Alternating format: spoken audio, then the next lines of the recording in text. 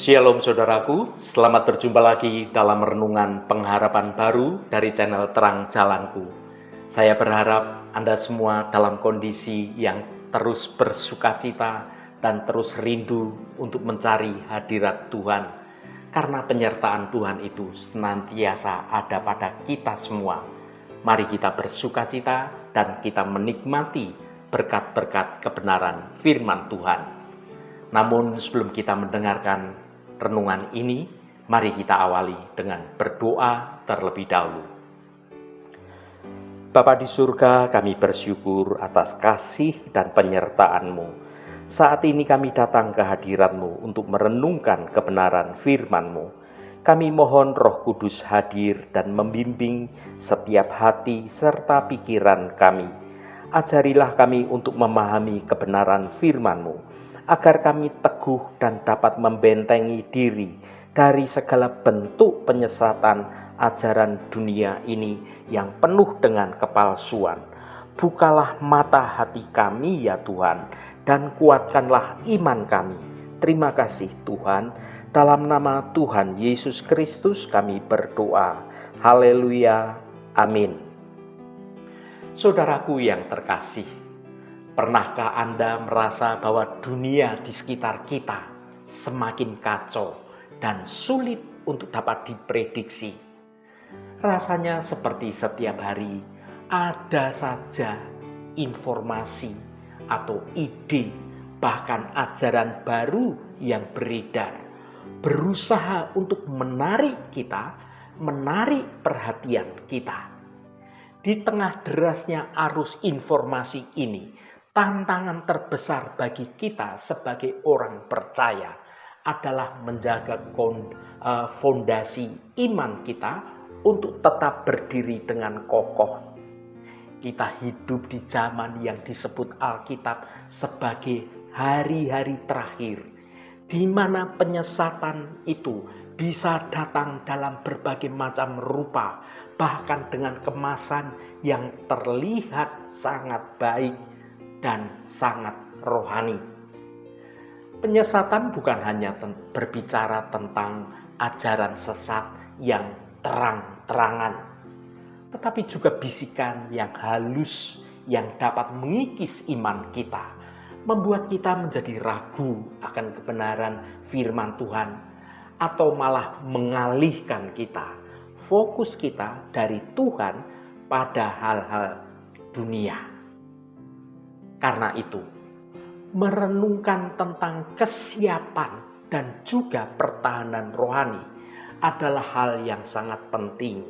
Ini bukan pilihan, melainkan suatu kebutuhan yang sangat mendesak, yang sangat vital. Kita tidak boleh lengah. Kita harus selalu siap siaga. Renungan kita hari ini mengajak kita melihat bagaimana kita bisa membangun suatu benteng yang kuat di dalam hati kita, di dalam pikiran kita. Memastikan bahwa kita ini tetap berdiri dengan teguh di atas kebenaran firman Tuhan dan tidak mudah terombang-ambingkan oleh ajaran apapun yang bertentangan dengan kebenaran firman Tuhan. Mari kita persiapkan diri kita untuk pertarungan rohani ini dengan membaca, merenungkan kebenaran firman Tuhan. Mari kita baca 2 Tesalonika pasal 2 ayat 3. Janganlah kamu memberi diri disesatkan orang dengan cara yang bagaimanapun juga. Sebab sebelum hari itu haruslah datang dahulu murtad, dan haruslah dinyatakan dahulu manusia durhaka yang harus binasa. Saudaraku, ayat ini adalah sebuah seruan yang sangat lantang untuk kita semua anak-anak Tuhan. Rasul Paulus dengan tegas mengingatkan jemaat di Tesalonika dan juga dengan kita di zaman sekarang ini agar tidak mudah disesatkan. Mengapa peringatan ini? terasa begitu mendesak. Karena peringatan ini menyingkapkan bahwa sebelum kedatangan Tuhan yang kedua kalinya, akan ada masa kemurtatan yang munculnya manusia durhaka yang seringkali disebut antikris. Ini bukanlah sekedar berita busuk atau berita yang buruk, melainkan suatu peta jalan nubuat yang seharusnya memicu kita untuk meningkatkan kesiapan, kewaspadaan, dan pertahanan rohani kita. Penyesatan ini bukan lagi suatu ancaman di masa depan, melainkan suatu kenyataan yang sudah mulai kita hadapi dalam berbagai bentuk penyesatan saat ini. Saudaraku, mari kita mengenali ancaman penyesatan. Penyesatan adalah upaya untuk menarik kita menjauh dari hadirat Tuhan, dari kebenaran yang murni dalam Yesus Kristus. Penyesatan ini bisa datang dalam berbagai macam wujud yang halus dan yang menarik, bahkan seperti serigala berbulu domba. Yang pertama, ajaran yang salah. Ini adalah penyesatan yang paling jelas. Munculnya ajaran yang menyimpang dari inti Alkitab, entah itu yang menambahkan berbagai macam tradisi manusia yang bertentangan dengan kebenaran firman Tuhan, atau mengurangi peran Kristus sebagai satu-satunya juru selamat dalam kehidupan seluruh manusia. Ajaran sesat itu seringkali terdengar sangat logis, sangat rohani, atau bahkan terlihat baru dan menarik. Tetapi intinya itu menggoyahkan fondasi iman kita pada Kristus dan juga pada kebenaran firman-Nya. Yang kedua, gaya hidup yang menipu. Penyesatan juga bisa berupa suatu tarikan minat dari dunia yang membuat kita menjadi murtad secara perlahan-lahan. Kita kehilangan gairah kita untuk mendekat pada hadirat Tuhan. Ini bisa datang dalam godaan harta, godaan kekuasaan, godaan ketenaran, godaan kesenangan yang berlebihan, atau fokus hidup kita yang mulai bergeser dari perkara kekekalan menjadi hal-hal yang penuh hal duniawi. Meskipun itu tidak secara eksplisit menyangkal keberadaan Kristus, tetapi gaya hidup praktis menolak kedaulatan dari Tuhan atas hidup kita ini. Yang ketiga, keraguan diri dan iman.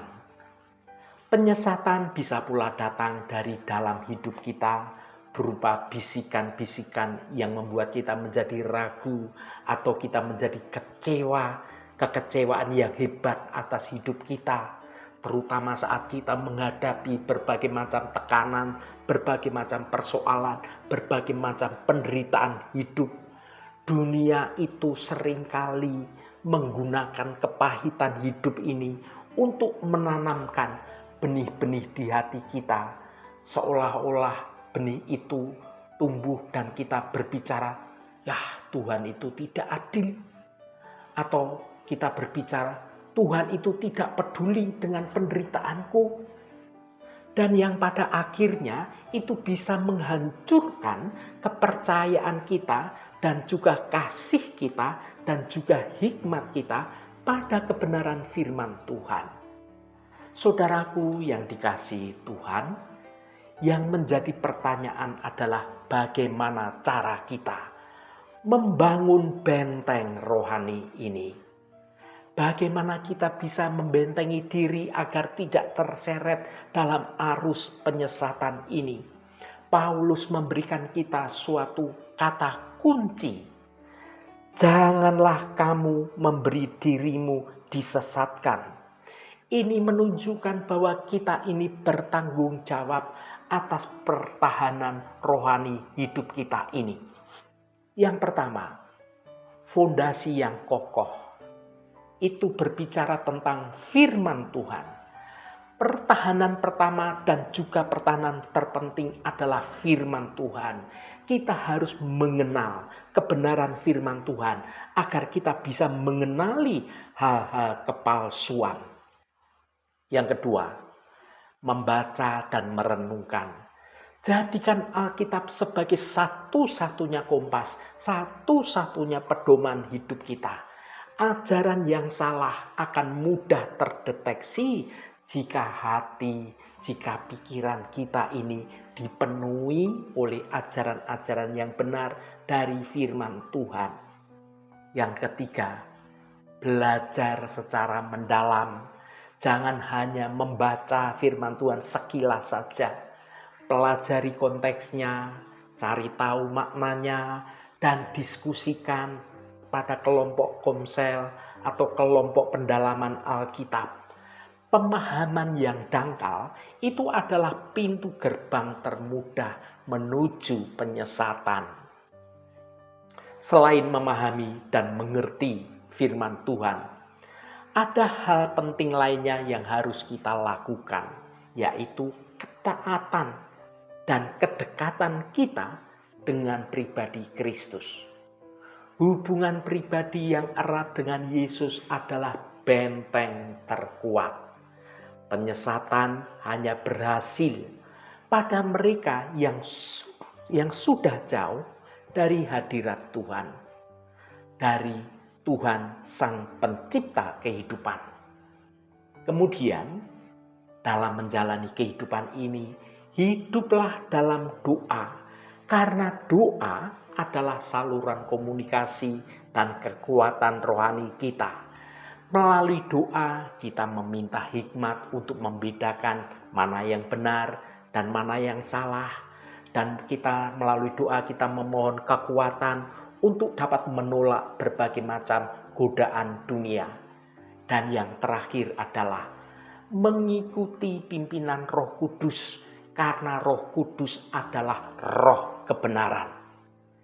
Jika kita hidup dalam ketaatan dan kita peka pada suara Tuhan, Roh Kudus itu akan berbicara pada hati kita tentang berbagai macam bahaya penyesatan yang sedang mendekati hidup kita. Saudaraku yang diberkati Tuhan, nubuat Rasul Paulus tentang kemurtatan dan munculnya manusia durhaka seharusnya tidak membuat kita menjadi ketakutan dan kita menjadi panik, melainkan kita bersiaga, kita waspada, mempersiapkan diri kita. Musuh sedang giat bekerja melepaskan berbagai bentuk penyesatan agar iman kita menjadi goyah dan kita menjadi tidak siap menyambut kedatangan Tuhan Yesus Kristus yang kedua kali. Mari kita pastikan benteng rohani kita menjadi kuat. Kenali kebenaran, jalani ketaatan, dan tinggallah pada komunitas rohani yang sehat. Dengan demikian, kita akan mampu berdiri dengan teguh dan tidak tersesatkan oleh cara apapun hingga hari Tuhan tiba. Marilah kita tetap berakar dengan kuat dalam kebenaran Kristus, satu-satunya kebenaran yang sejati. Haleluya, Tuhan memberkati kita semua. Mari kita tutup renungan ini dengan berdoa. Tuhan, kami bersyukur atas firman-Mu yang menjadi pelita bagi langkah kami. Saat kami merenungkan firman-Mu dalam renungan ini, kami menyadari pentingnya kesiapan rohani dan pertahanan dalam hidup ini. Bapa, kami mohon agar Engkau menjaga hati dan pikiran kami. Lindungi kami dari segala bentuk penyesatan dan ajaran yang tidak sesuai dengan kebenaran firman-Mu. Berikanlah kami hikmat untuk dapat membedakan yang benar dari yang palsu, agar kami tidak mudah diombang-ambingkan oleh tipu daya dunia. Teguhkanlah iman kami ya Tuhan, agar kami tetap setia dan berakar kuat di dalam kebenaran Engkau. Biarlah Roh Kudus-Mu membimbing kami setiap hari, memperlengkapi kami dengan perisai iman dan pedang roh, yaitu firman-Mu. Kami ingin selalu siap sedia menyambut kedatangan-Mu. Terima kasih Tuhan. Segala hormat, pujian, dan ucapan syukur hanya bagi Engkau Allah yang kudus. Saudaraku, bukalah hatimu dan tengadahkan tanganmu. Terimalah berkat Tuhan. Tuhan memberkati engkau dan melindungi engkau. Tuhan menyinari engkau dengan wajah-Nya dan memberikan kasih karunia. Tuhan menghadapkan wajah-Nya kepadamu dan memberikan damai sejahtera. Berkat anugerah dari Bapa Surgawi, cinta kasih karunia dari Tuhan Yesus Kristus, dalam persekutuan dan penghiburan Roh Kudus, menyertai kita semua sekarang ini dan sampai selama-lamanya. Dalam berkat Tuhan Yesus Kristus, haleluya, amin. Puji Tuhan saudaraku semua, biarlah melalui renungan pengharapan baru dari channel Terang Jalanku ini dapat membangun kehidupan kita semua terus bertumbuh dalam kebenaran Tuhan. Saudaraku, saya sangat senang sekali dan berterima kasih jika Anda berkenan memberikan komentar pada konten video ini dan bagikan renungan ini pada teman dan sahabat Anda, agar mereka diberkati juga melalui renungan ini. Terima kasih saudaraku, sampai bertemu kembali. Shalom, Tuhan memberkati.